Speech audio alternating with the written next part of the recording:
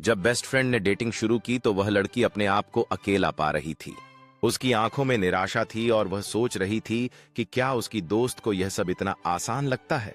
वह सोचती थी कि क्या उसकी दोस्त ने कभी उसके जज्बातों को समझने की कोशिश की है, या क्या वह अब पूरी तरह से बदल गई है। उसने अपने जज्बातों को कागज पर उतारने का फैसला किया ताकि वह खुद को बेहतर महसूस कर सके।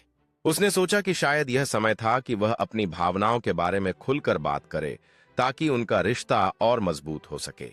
जब उसकी दोस्त वहां पहुंची तो उसने अपने दिल की बात कहने का मन बना लिया था। उम्मीद थी कि यह सब कुछ बदल देगा।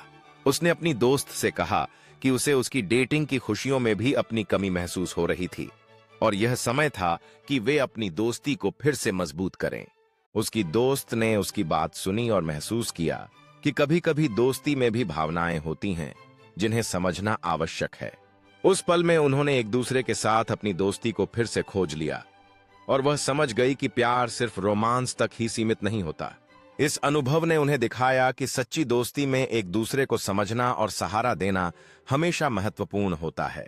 इसी बीच बाहर एक कुत्ता उनकी ओर आया जो अचानक उनकी बातचीत में खुशी और हल्का फुल्का माहौल भर देता है। जैसे ही कुत्ते ने उन्हें अपने प्यारे व्यवहार से प्रभावित किया, उनकी दोस्ती की खुशी और भी गहरी हो गई और उन्होंने महसूस किया कि जीवन में छोटे छोटे पल कितना महत्वपूर्ण होते हैं। उनकी दोस्ती में यह नया मोड़ आया और उन्होंने यह समझ लिया कि प्यार और दोस्ती के बीच की रेखा कभी-कभी बहुत पतली होती है। खत्म, bye bye, tata, goodbye, गया।